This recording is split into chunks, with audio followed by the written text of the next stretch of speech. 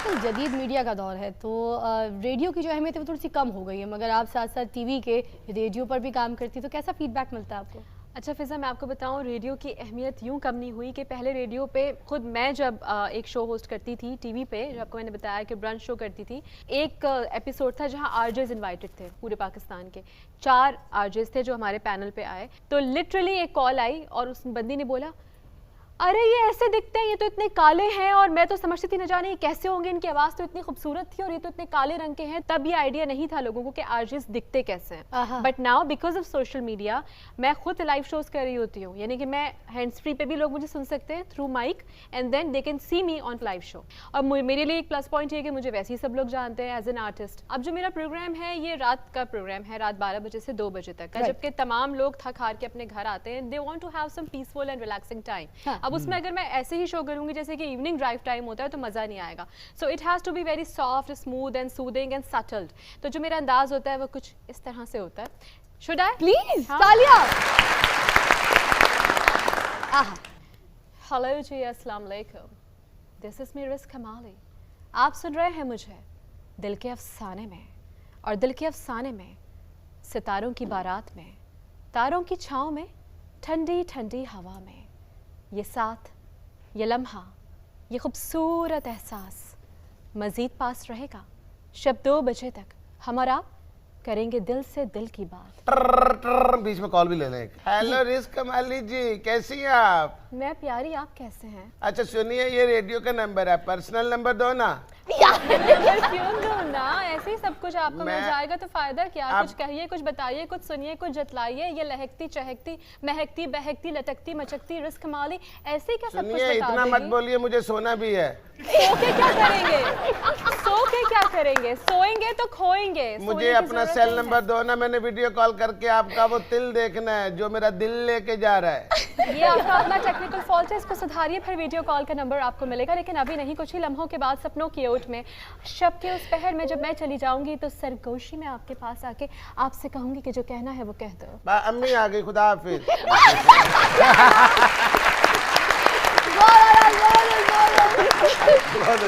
कोई गोल को पछांदे इन्नी बड़ी खट्टा मंग दिया, आखिर ते जब तक उत्ते ना लोड़े बाज नहीं आती। देखें चाचा जी, ये सबको पता है कि नहीं कि जिंदगी का मजा तो खट्टे में ही है। स्टैंड अप कॉमेडी की परफॉर्मेंस के लिए तशरीफ लाते हैं वेरी विटी नसीम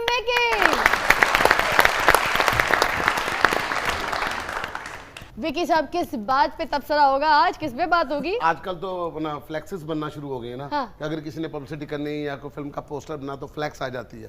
पहले एक जमाना होता था, कच्चे बोर्ड बनते थे, दीवारों के ऊपर लिखा जाता था। हकीम भी दीवार के ऊपर लिखते थे, फिल्मों के नाम होते थे वो भी दीवार के ऊपर ही लिखे जाते थे। दीवारें उस दौर का ना सोशल मीडिया होती थी, तो ਉਹਦੇ ਤੇ चोरी लिखते सन।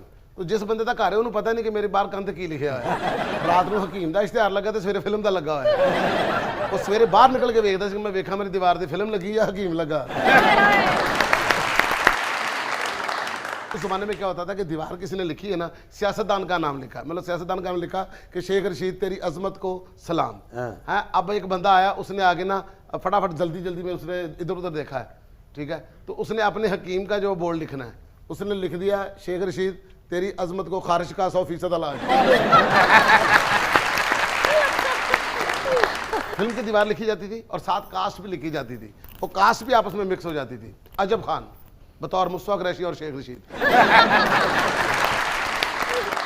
इतना बड़ा लिखा होता फिल्म साज, और साथ ही थोड़ी सी बारिश आई और अगली जो दीवार है ना वो साथ मिक्स हो जाती, फिल्म साज हकीम लुकमान।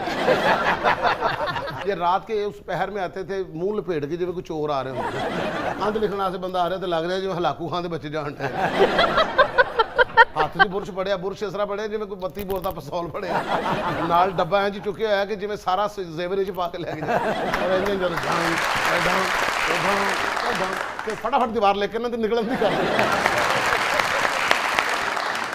सबसे ज़्यादा जो होती थी ना बुरी हालत, वो होती थी उन पेंटर्स के साथ जो हुकूमत के खिलाफ नारे लिखते थे और दीवारों के ऊपर लिखते थे चलो चलो मोची दरवाज़ा चलो, चलो चलो भाटी गेट चलो, चलो चलो मीनारे पाकिस्तान चलो, पूरी दीवारें लिखते थे। जब पुलिस पकड़ लेती थी तो फिर अगे थोड़ा आप ही लिख देते घर ही बैठे रहो की फायदा जान का। इनको जूता कभी भी मैचिंग नहीं लेना पड़ता था, और अल्लाह के फजल से कमीज ही ऐसी हो जाती थी, हर तरह का रंग उसके ऊपर होता था। रंग नहीं मेरा डुलिया तो रोटी खाती तो मुड़ के सालन भी इतने पहुंच गए। अरे वो बच्चे होंगे ना जिन्होंने माँ की दुआ लगी होती कि जा पुत्र अल्लाह ने तेन बड़े रंग लगाए। इन पेंटरों के साथ ना बहुत ज्यादती भी होती थी। होता ये था कि जब ये रात को दीवार लिख के चले जाते या बैनर लगा के चले जाते थे, फिर वो सबूत मांगते थे कि चल विखा सानू हुण रात नूं नेरी चली सवेरे के सारा कारोबार उड़िया। चंगा भला पाई दा कच्चा बोर्ड लेके लाया तो जो बंदा चैक कराना से पहले तो यह लगा सी कच्चा बोर्ड, जो बंदा आ रहा पढ़ रहा तो जो बंदे ने सबूत विखाना से लैके आया तो जो विखा दे नेरी नाल विंगा हो गया पुट्ठा हो गया। जो बंदे ने चेक करना से जाना बैनर कोई उड़े ने जिवें औरत नहीं बुरखा करके चुके उत्ते पिछे सुट लगी, इस तरह दुकान के उत्ते चढ़िया बंदा कहता जी ये इत्थे ही लगा सी किधर गया, वो कहता चलो दोबारा ला।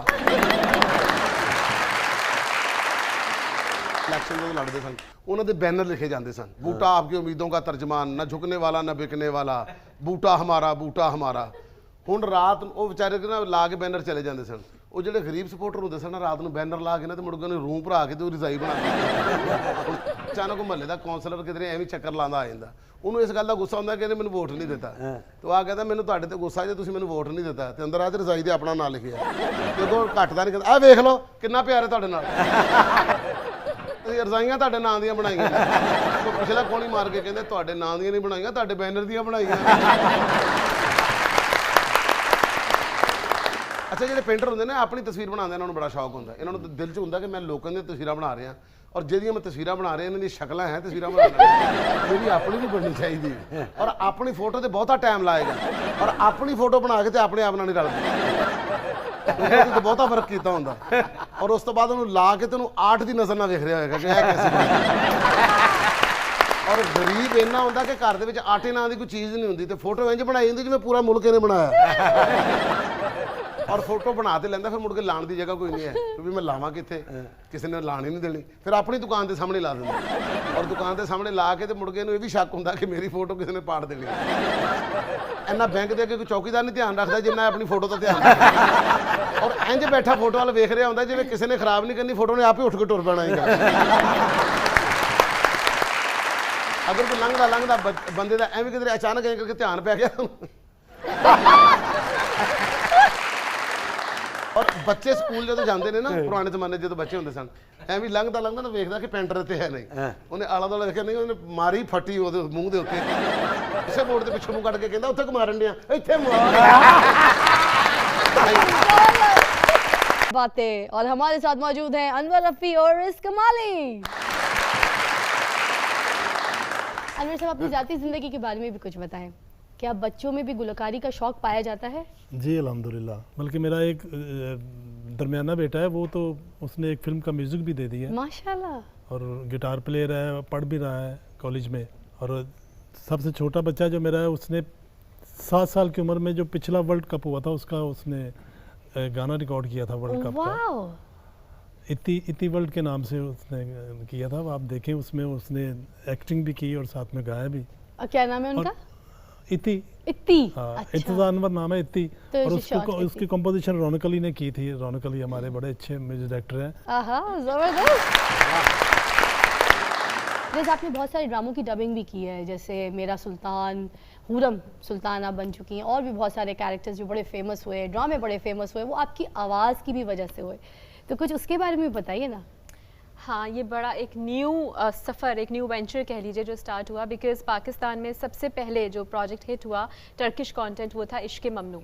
And when I was called for that तो मुझे पता ही नहीं था कि डबिंग होती क्या है, मैं सिर्फ कमर्शियल की वीडियोस किया। और इश्क़े ममनू की वजह से ये सारा जो था ट्रेंड फैल गया था कि बस ये वाले ड्रामे आने, टर्किश ड्रामे और उनकी डबिंग होनी है। इश्क़े ममनू में बीतर का डब मैंने किया था, उसकी वॉइस जो मेन लीड कैरेक्टर था, यानी कि बैरन साथ, यानी बीतर का जो रियल नेम है वो बैरन साथ है, टर्किश एक्ट्रेस हैं और उनके जितने भी प्रोजेक्ट्स हैं पाकिस्तान में वो सारे मैंने डब किए हैं, चाहे वो इश्क ममनू हो, फातिमा गुल हो, इंतकाम हो या कौसम सुल्तान तो हो। बीतर को आप सुनती थी, उनके रियल ड्रामास जो थे वो जाके देखती वो थी, ऐसे उनकी होता आवाज़ है- को कॉपी करती थी? नहीं, वो ऐसे होता है, इनकी आवाज़ मैं वैसे फ्रेंकली बताऊं, ये जितनी भी ख़वातीन है तुर्की की, स्पेशली जो मैंने बीतर को सुना और इवन मरियम को जो हुरम सुल्तान का जो कैरेक्टर किया, इन लोगों की आवाज़ बहुत भारी होती है, इनकी पर्सनालिटी पे जचती नहीं मतलब है। मर्दाना आवाज़ होती है मर्दाना अलग आवाज़, लगता है कोई और पीछे से बोल रहा है। जरा बीतर बन के दिखाइए ना। अच्छा, बीतर का बता दूं मैं कि जब मैं गई हूँ तो जो भाई ने ये बोला कि बीतर ऐसी है जैसी आप हैं, यानी इसी तरह के कपड़े हैं, वो ही बात है और वैसे ही बोलती है। ठीक। तो मैंने ऐसे ही बोला नॉर्मली,